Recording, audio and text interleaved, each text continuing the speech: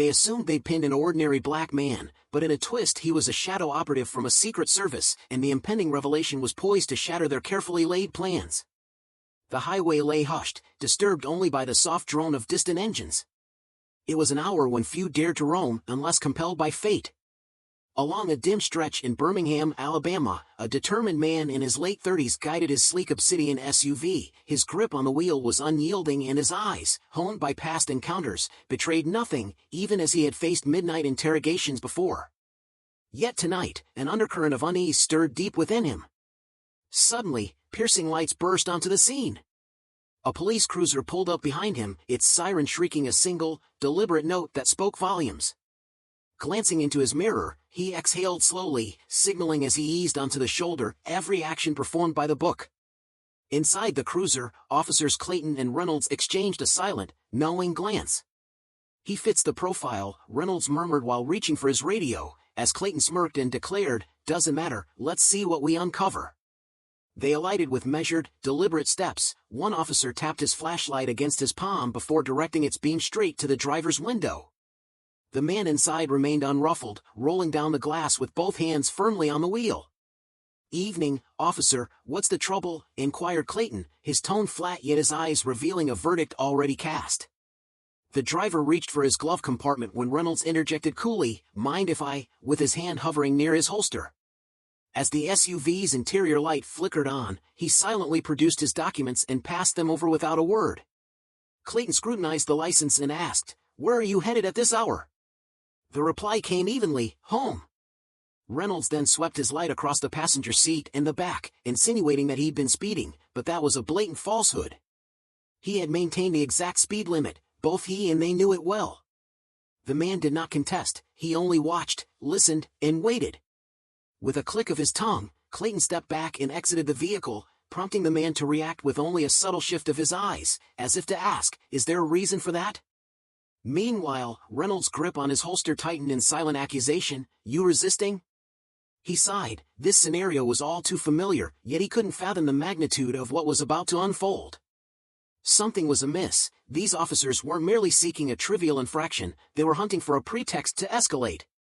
The thick night air clung to his skin, stirring restlessness, as he stepped out slowly, deliberate in movement, his hands and squared shoulders belying a resilience born of worse trials.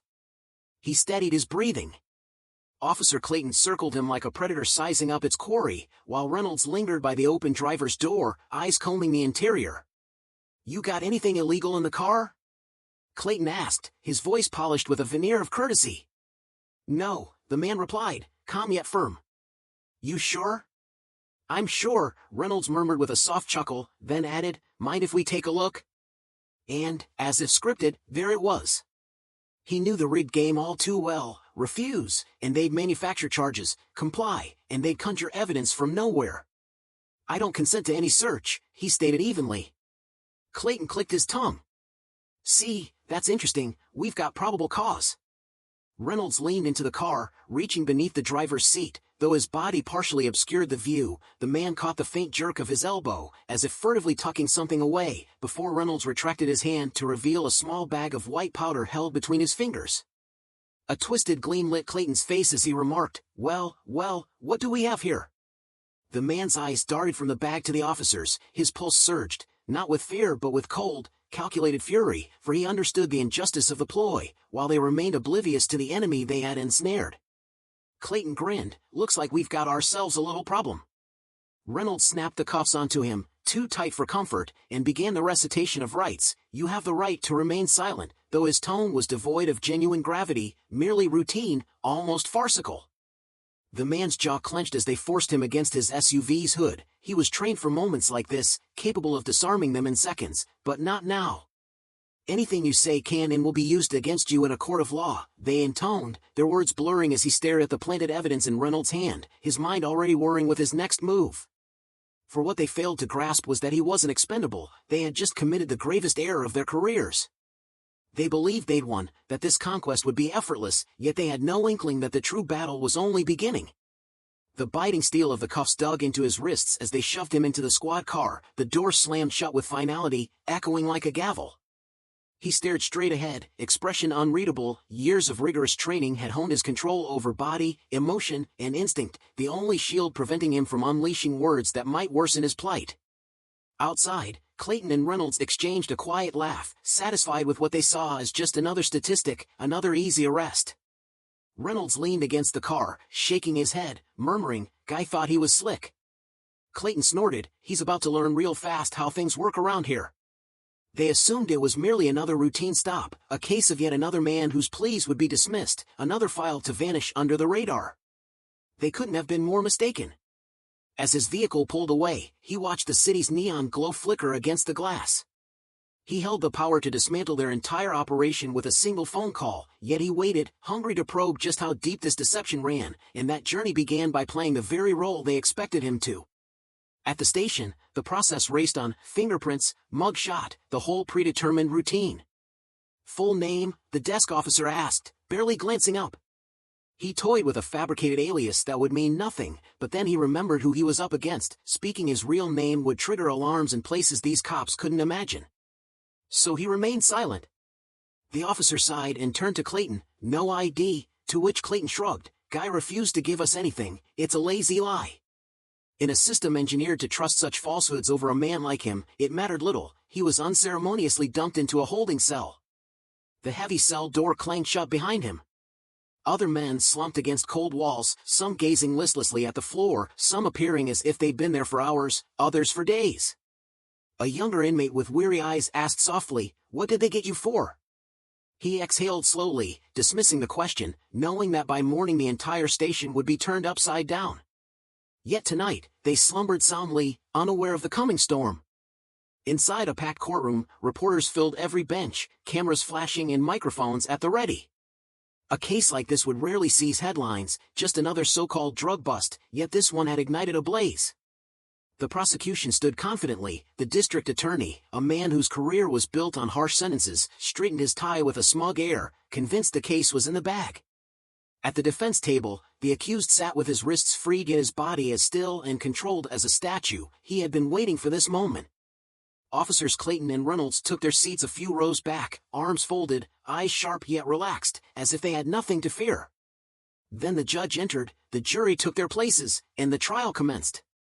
Without delay, the prosecution wove a narrative as familiar as a well-rehearsed script, a tale of law and order.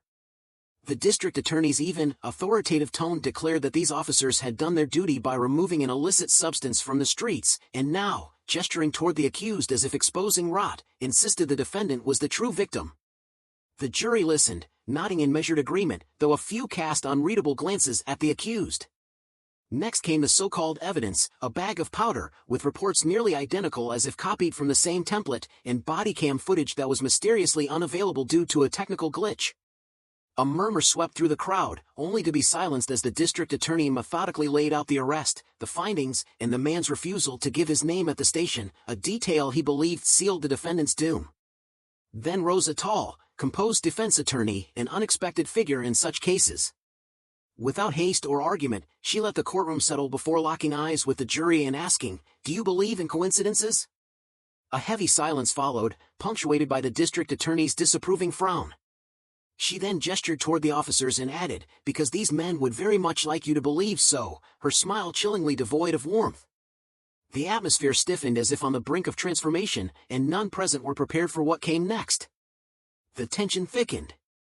The defense attorney needed no raised voice, her proof was stronger than words.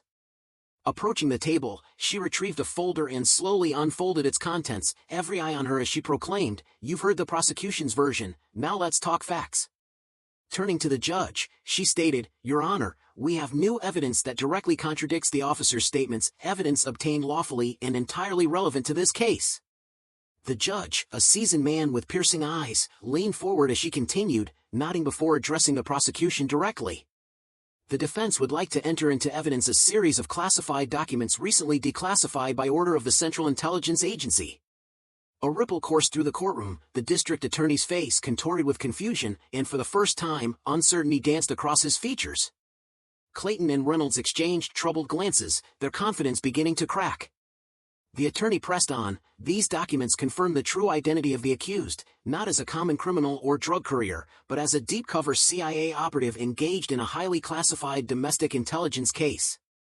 The room fell silent, punctuated by a few gasps and whispered "No way," as even the jury straightened in their seats. The judge eyed the folder and asked, "Are you saying the defendant is a federal agent?" "Yes, Your Honors," came the reply, adding that the so-called evidence from his vehicle had never existed in the first place, a fact hinted at as he glanced toward the officers. Reynolds shifted uneasily, and Clayton's jaw tightened. This was a setup, the attorney insisted. The prosecution stammered, "Your Honor, we weren't made aware," but the judge raised a hand, cutting them off. "I want to see this evidence now." The folder was handed to the bailiff, who delivered it to the bench. The judge flipped through the documents, eyes narrowing, then exhaled and declared, "I want to hear from the defendant right now." At last, the accused rose, drawing every eye as he stepped forward with serene composure. Then he began to speak, a revelation destined to dismantle everything the officers had constructed. Yet the real bombshell had not yet been unleashed. His measured, deliberate movements radiated absolute control. The judge then commanded, "State your name for the record." A brief silence followed before he intoned, "Special Agent Xavier Cole." The courtroom erupted in gasps and whispers as reporters scrambled to record every detail. The officers stiffened, the district attorney paled, and the judge banged his gavel, commanding order, while the very atmosphere shifted. Xavier continued, his tone calm yet unwavering, "I have served undercover with the CIA for the past 7 years, specializing in domestic intelligence and corruption investigations, and I was not pulled over that night by accident." Both Clayton and Reynolds tensed, the jury leaned in, and even the judge appeared rattled. "I was investigating a series of wrongful arrests tied to these 2 officers, he declared. More gasps arose as he fixed his gaze on them. "You were already under federal surveillance, you just didn't know it." Clayton clenched his fists while Reynolds shifted uncomfortably. The defense attorney stepped forward once more. "Your Honor, we have additional evidence to submit," she announced as she gestured to the side. Suddenly, the courtroom doors swung open and a federal agent strode in, laptop in hand. Placing the device on the evidence table, he clicked a few commands, and a video materialized on the screen. The footage, body cam recording that was earlier claimed to have malfunctioned, played back every moment, the traffic stop, the search, and the precise instant Reynolds reached beneath the seat to plant the bag. The room exploded again into chaos as reporters scrambled to document the unfolding events. The district attorney's face twisted in shock while Clayton lunged forward, shouting, "That's faked, knock it down, officer." The judge's voice rang out cold and final, and Reynolds slumped back, his face ashen. The jury needed no further convincing. Yet the trial was far from over, now consequences were imminent. The courtroom descended into disarray, whispers rippled among the jury, the prosecution looked like a sinking ship, and the 2 officers sensed their inevitable downfall. The judge ordered, "Bailiff, take officers Clayton and Reynolds into custody pending further investigation." In an instant, Clayton sprang to his feet, exclaiming in desperation, "This is a setup!" His voice cracked, and the bailiff gripped his arm, "Let's go." Reynolds offered no resistance, his face blank and hollow, resigned to fate. The jury watched silently as they were led away in cuffs, the same fate inflicted upon many before. Xavier remained motionless, no smirk, no gloat, simply observing as the district attorney fumbled to salvage what remained of his case. "Your Honor, we were unaware," he began, only to be cut off sharply by the judge, who declared, "Then you didn't do your job." Turning to Xavier, the judge stated, "Agent Cole, you are free to go. This case is dismissed with prejudice." Those words fell with heavy finality, it was over. Yet outside the courtroom, the real battle had only just begun. The courthouse steps overflowed with reporters, their microphones flashing and lights piercing the night. Xavier emerged, flanked by his attorney, as a throng of questions filled the air. What now? What does this mean for the cases these officers once handled? How deep does the corruption run? Xavier paused, then turned to face the crowd. "This isn't solely about me," he said evenly. "It's about every person unjustly imprisoned because their voices were ignored, and now, we are unearthing the rest." Reporters scrambled to capture his every word, for this case had cracked open a scandal far larger than anyone had imagined, a revelation that would shake the very foundations of the system. The trial might have ended, but the real fight was only beginning. In the ensuing weeks, every case connected to Clayton and Reynolds was reopened, dozens of convictions overturned, and the silenced finally heard. The police department came under federal scrutiny, the district attorney was forced to resign, and the city was left reeling from the unveiled truth. For Xavier Cole, however, this crusade was never about revenge. One night, as he stood outside the courthouse gazing beyond the cascade of flashing cameras and relentless headlines, a young man approached him, nervous and hesitant. "They locked me up on bogus charges too," the youth whispered, his voice scarcely audible, "but no one ever believed me." Meeting his eyes, Xavier replied simply, "They do now." "That's the thing about truth," he continued quietly, "you can bury it, twist it, lock it away, but you can't erase it forever. When it finally surfaces, everything changes. Your voice matters. Your rights matter. The tale stands as a beacon. When corruption is laid bare, the truth ignites change.